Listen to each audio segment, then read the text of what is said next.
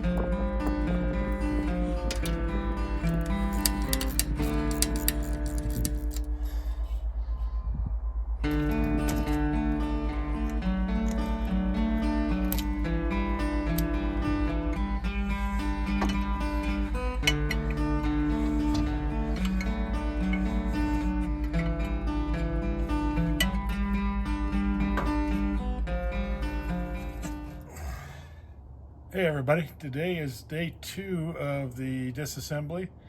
Our goal today is to get both the engine and the transmission pulled, so we'll see how easy that goes. Thanks for continuing to watch.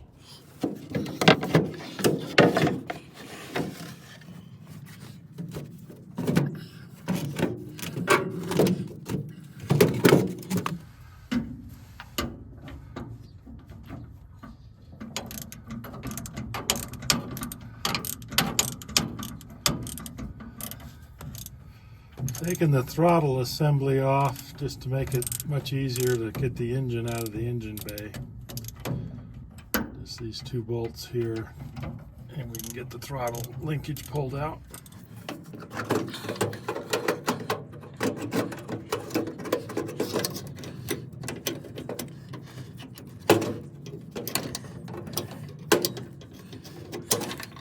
Well, that didn't come out as easy as it should have.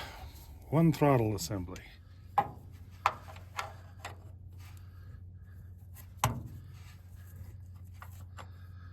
Getting the rear engine mount bolts out and in. It's something I just don't understand how they did this on the assembly line. There's no room to work, and it can take 10 minutes to get one bolt in and out. How the heck they did this on a moving assembly line and made thousands of cars a day is just something I cannot understand.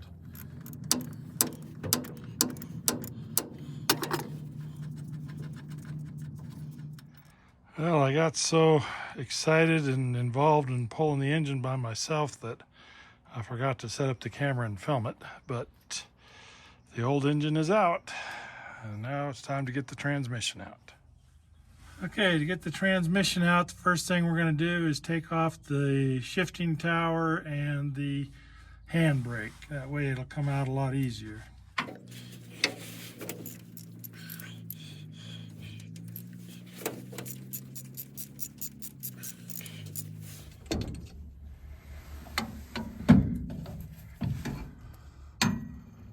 The last two holes in this housing look like they might be broke out. I'm gonna have to check some of my other ones and see if they're supposed to be that way, but they sure look like they've been broke out to me. Luckily, I have a couple extra shift towers. Okay, got the transmission out. That was a little bit more work than I thought it would be, but then doing it by myself, I had to keep going from the top side and then the bottom side and then the top side, but it came out without too much trouble. The front end is looking quite a bit lighter. Next step is to take the steering column out, and then we'll start removing the body bolts.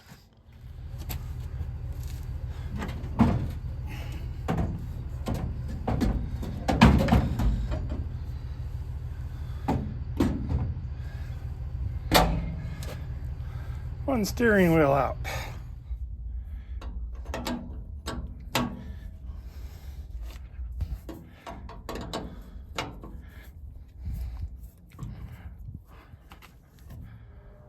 I've always known that black is not this car's original color. The black paint that's on this car was probably put on with a paintbrush. It's an extremely amateur paint job, so it's definitely not the car's original color. On the firewall, you can see there's places of some green. There's some green in the door jambs. There's also some orangey brown color that you can find throughout the car.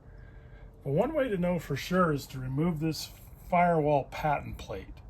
The paint behind this patent plate has never seen the sun.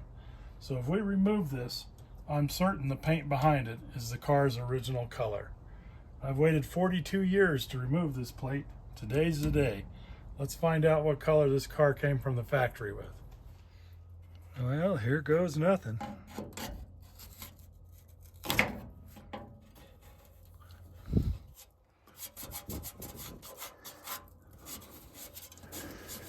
Looks like the green color that you see throughout the car, kind of almost looks like a military green. It's kind of a real dull Jeep color green. So I'll have to check the paint guide and see exactly what color that looks like.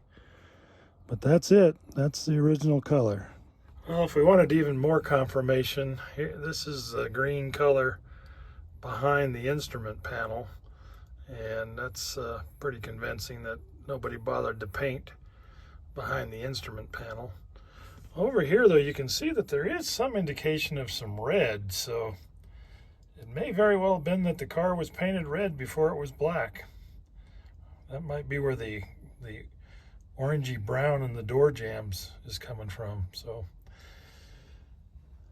green it is originally. We'll have to decide what we want to do with the paint color, but at least we know what it was to start with. Well, I just took out the seats, and lo and behold, I find something. It's been in the car for 4 decades. This is probably something from my graduation tassel or something like that. I graduated high school in 1983, so it's kind of interesting to find this underneath the seat 42 years later.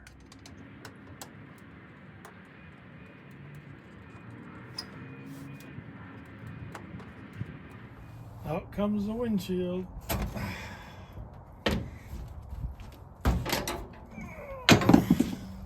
Okay, first fender coming off.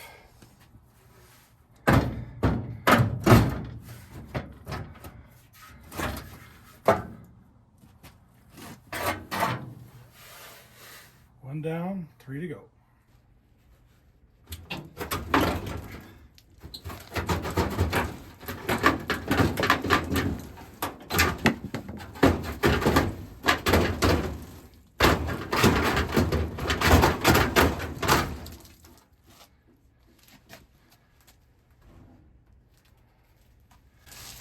Fender number 2. This one was considerably harder to get off, not only because of the proximity of the building, but everything was rusted up much worse on this side for some reason. Good thing we're not planning on reusing these fenders. Well, I was vacuuming out this crevice right behind the driver's seat, and I found a 1942 penny.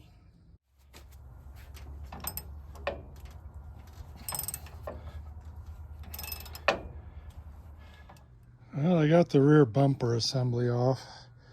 This whole thing is welded together, so I couldn't take it apart in pieces. And of course, when it fell, it landed on my foot.